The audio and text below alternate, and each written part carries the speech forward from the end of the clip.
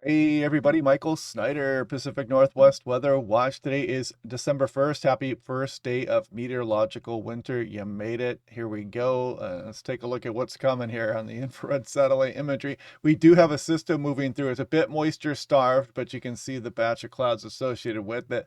Then we'll take a look at what is coming after that because we're going to start to get a bit more active here as we go through the first half of December. We'll show you the latest on that as we go through the video here this morning. But check out the storm system out here across the Pacific Ocean south of the Aleutian Islands. I mean, what a beast out there. My goodness, look at that trailing line of moisture way back off to the west of the Hawaiian Islands. So eventually some of this moisture is going to be plowing here into the Pacific Northwest. I'll show you the latest on that here as we go through the video this morning.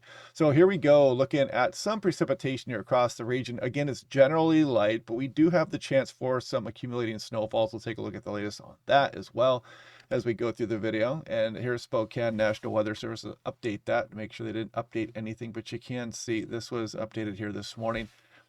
We have light snow on Monday night. That's tonight through Tuesday here. You can see what, where, and the impacts of that. It shouldn't be too much, but again, it doesn't take much, especially just that small amount sometimes on the roadway can even be slicker than just a few inches of snowfall. So do be careful if you run into some of that winter driving conditions. And I'll show you more here in a moment. Sneaker wave threat. This is from today on in through the 4th. This goes up and down the Washington, Oregon, Vancouver Island coastline, and stay off the logs and rocks. They can be dislodged. Man, you don't want to mess around with those logs out there. They're waterlogged and they'll easily just roll over. You're very difficult to move. Don't want to be out there when that stuff starts rolling around. And the high risk of sneaker waves. You can see Medford, Oregon National Weather Service talking about this today and tomorrow as well. Now, Idaho Panhandle, western Montana, you can see winter travel Monday through Tuesday, snow, ice, slick travel, and you can see 3 to 6 inches valleys north of I-90, 1 to 3 inches valleys elsewhere. Slick roads, especially Monday night into Tuesday morning here. Now, this is if you go across the Rocky Mountains. This is Great Falls National Weather Service. Look at some of these west winds gusting 40 miles per hour, highest along the Rocky Mountain front with up to 60 miles per hour, patchy blowing, drifting snow. Just a reminder, if you do travel to the Rockies or east, it can get very cold this time of year, and you definitely want to have your vehicle prepared for that travel. Now, if you guys want a nice affordable home weather station, this makes a great Christmas gift here. You can detach the station right there and you can attach this to a fence post. You can purchase this pole. You got to purchase it separately or you can mount it to whatever you want. And it does everything a weather station should. No moving parts, totally wireless, solar powered, very fun weather station. Highly recommended. Click on that link down below to save 10%. Now, taking a look here at the North American view, you can see you've got a cutoff low there off the coast of California, and you can see this very cold air. There's Hudson Bay and up towards the North Pole, and there's Greenland right there.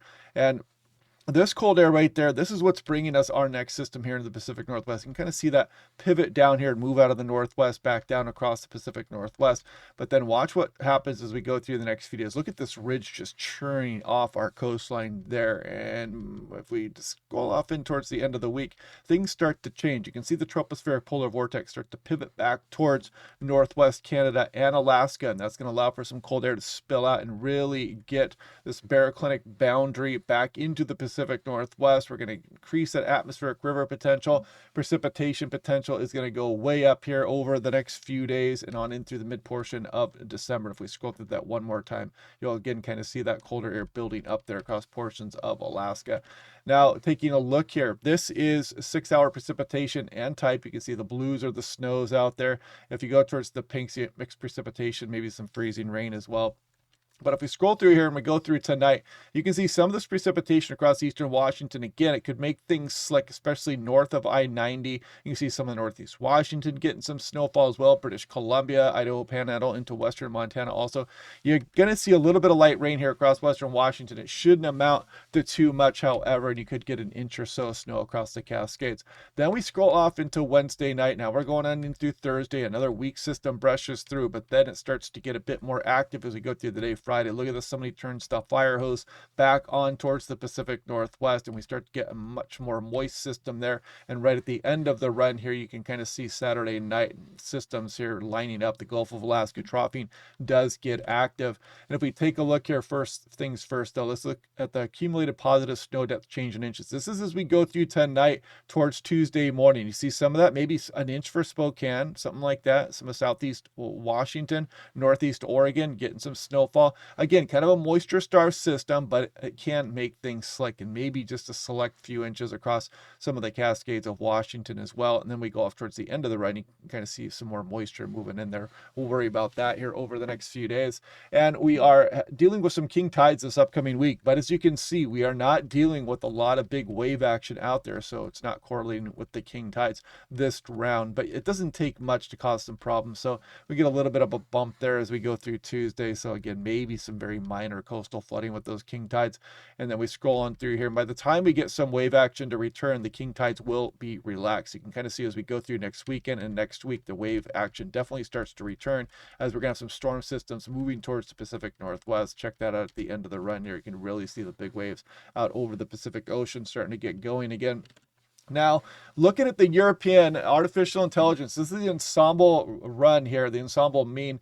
850 millibars is about 5,000 feet up in the atmosphere, and you can see the ridge and the very warm air all the way up into Alaska, Gulf of Alaska, western BC, and the very cold air, the big yin and yang here across North America with the very cold air east of us, and we're dealing with this warmer air as we did for much of November. Now we scroll off into the future a little bit here, and again, you can see that cold air that I talked about start to develop across Northwest Canada, portions of Alaska also, and it starts to spill out into the Gulf of Alaska, and that's what's going to kind of change this up here. We're going to go to Pacific North American positive, where you start to bring the ridging inland a bit here and the troughing back across the Gulf of Alaska, and that's going to point the storm track right back into the Pacific Northwest. And must I remind you a few days ago that the GFS showed this Arctic air is pouring down into British Columbia and perhaps into the Pacific Northwest. I saw some people posting some stuff about that, and so I just want to kind of point that out, how dominant the European artificial intelligence model is. It just kind of holding fast and shows that Arctic air is staying bottled up well to our north. Now, if we take a look at that artificial intelligence just to see what is coming here, and remember that here in a moment. I'm going to show you what the GFS was showing and what it shows now. But here we go to the end of the week here, and you see the fire hose just get turned on into the Pacific Northwest. And yeah, we got atmospheric river potential. We're going to have some flooding potential with this maybe as well if things line up correctly. And then kind of see this active weather go on in through the 2-week period towards December 15th. So artificial intelligence total precipitation in inches. So watch this. Let's scroll on in through this week coming up here, and look, by the time we go towards this weekend, look at that rainfall just piling up. Cascades west, look at the coast of British Columbia, Olympic Mountains, Vancouver Island, Cascades of Washington and Oregon. Big time precipitation coming in here as we go through the mid portion of December. I mean, looks like a very wet pattern indeed setting up. Now, look at the GFS. A few days ago, or 2-3 days ago, it had that Arctic air just pouring back down. It was a big disagreement with the artificial intelligence. And again, the global forecast system here just totally outclassed by the European artificial intelligence.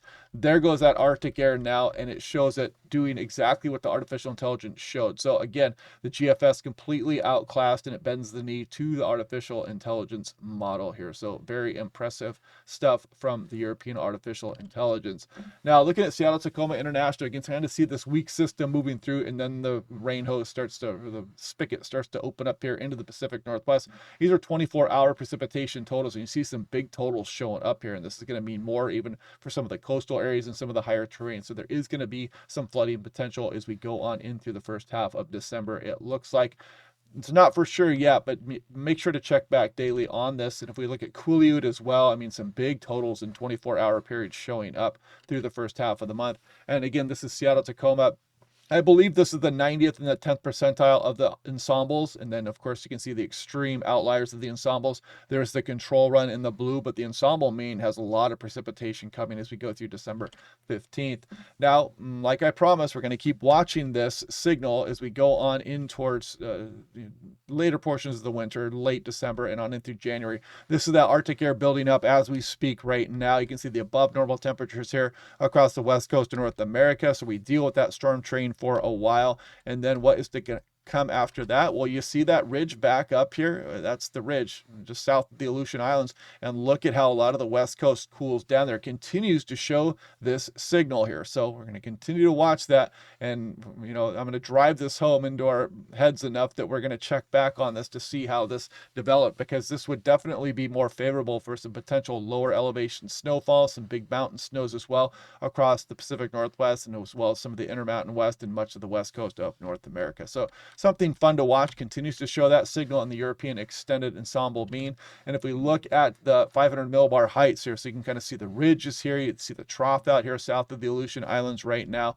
And basically, this is the system kind of clipping us here as we go through the day today. There it is right there, this kind of system right there on the backside of that ridge, swinging down across some of the Intermountain West. So you see the ridge hang out there, but then as we go on in through the mid portion of December, you see that, again, the Gulf of Alaska troughing there. Again, the atmospheric river activity pointed back at the Pacific Northwest. And then as we go on in towards the later portion of December, you see the ridging back up towards the Aleutian Islands. We develop this cooler than normal flow back down into the Pacific Northwest here. And you can kind of see that pretty strong signal continues to show as we go towards the later portion of December and on into the early portion of January. So again, we're going to kind of keep revisiting this until it backs off or it shows it, and we go all the way towards the end of December and see what it actually brings. So yeah, just kind of a fantasy entertainment fun forecast there as we look off into the extended forecast, kind of still a La Nina look to that pattern. And again, check out the Patreon page if you like. What else? Hopefully you guys are having a good day. I'm leaving to Florida tomorrow, so I'll probably take my show on the road here, and I'll try to be doing the daily updates every day, but I may miss a day or so. We'll see how that goes. But anyway, what else? Have a good day, and I'll catch you in the next forecast.